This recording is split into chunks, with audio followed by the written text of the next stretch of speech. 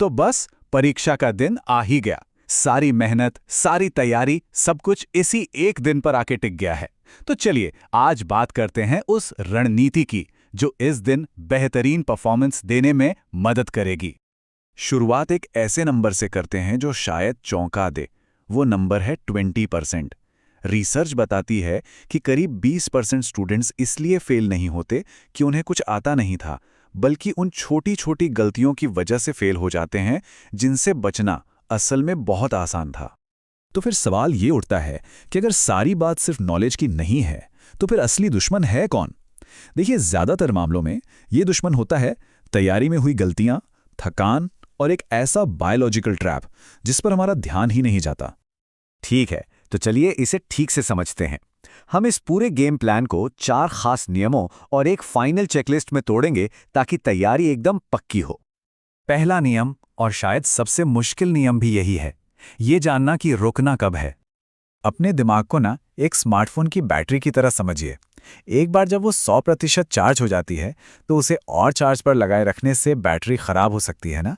ठीक वैसे ही जब दिमाग पूरी तरह से भर चुका हो तो उसमें और जानकारी ठोसने से मदद नहीं मिलती, बल्कि बर्नआउट होता है। तो नियम बहुत सीधा है। परीक्षा से एक दिन पहले शाम 6 बजे के बाद सारी किताबें बंद। ये जो हार्ड स्टॉप है ना, ये बहुत ज़रूरी है। ये दिमाग को वो ज़रूरी वक्त देता है जिसमें वो अब तक पढ़ी हुई सारी जानकारी को प्रोसेस करके लॉन्ग टर्म मेमोरी में सेव कर सकें। तभी तो पढ़ा हुआ याद रहेगा। चलिए अब बात करते हैं रूल नंबर 2 की। दिमाग को आराम तो दे दिया, लेकिन अब उसे सही फ्यूल की भी जरूरत है। सोचिए, कोई भी अपनी हाई परफॉर्मेंस कार में घटिया तेल तो नहीं डलवाएगा। सही कहा ना? एग्जाम से एक रात पहले डिनर को एकदम हल्का और सिंपल रखना है, जैसे खिचड़ी या दलिया। वजह, भारी या मसालेदार खाना पचाने में शरीर की बहुत सारी एनर्जी लग जाती है और फिर वही एनर्जी दिमाग को रिफ्रेश करने के काम नहीं आ पाती। और यही हम उस बायोलॉजिकल ट्रैप में फंस जाते हैं जिसका जिक्र हमने शुरू में किया था। ये जो दोपहर के 2 बजे दूसरे पेपर के दौरान नींद और सुस्ती आती है ना, वो ज्यादातर मामलों में भारी लंच का ही नतीजा होती है। तो इस सुस्ती को मात देने का हैक क्या है? देखिए, भारी लंच से खून दिमाग की जगह पेट की तरफ चला जाता है और शुगर क्रैश होता है।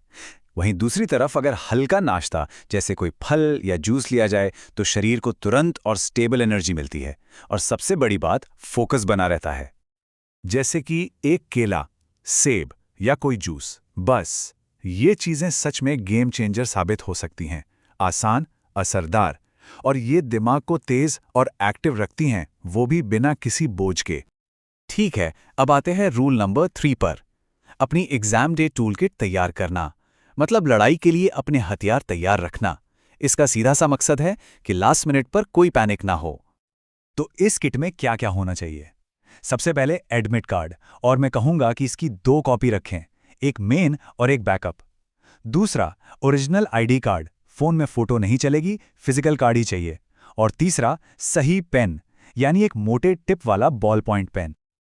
और पेन को लेकर एक प्रो टिप, एकदम नया पेन इस्तेमाल करने से बचें क्योंकि वो थोड़ा अटकता है। इसकी जगह ऐसा पेन लें जो थोड़ा चला हुआ हो, स्मूथ हो। इससे ओएमआर शीट भरने में कीमती सेकंड्स और मेहनत दोनों बचेंगे। और अब बात करते हैं रूल नंबर 4 की, जो शायद तैयारी का सबसे जरूरी हिस्सा है, नींद।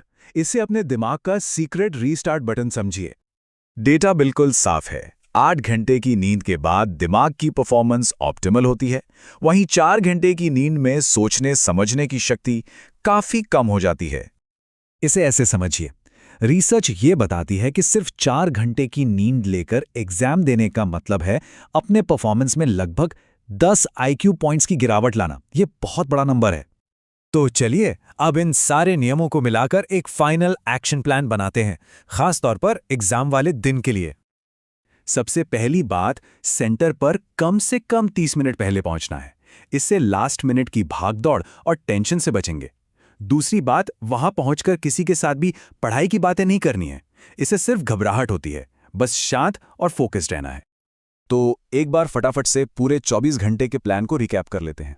शाम 6 बजे पढ़ाई बंद, रात 8 बजे हल्का डिनर, रात 10 बजे तक सो जाना है ताकि 8 घंटे की नींद पूरी हो। सुबह एग्जाम किट चेक करनी है और एग्जाम के बीच ब्रेक में सिर्फ हल्का स्नैक लेना है। बस यही है सफलता की पूरी चेकलिस्ट। तैयारी तो पूरी हो गई, लेकिन एक आखिरी सवाल। क्या होगा अगर आंसर शीट भरने में हुई एक छोटी सी गलती इस पूरी मेहनत पर पानी फेर दे? इसलिए ये पक्का करना कि आंसर शीट सही सही भरी जाए, ये आखिरी और सबसे जरूरी कदम है।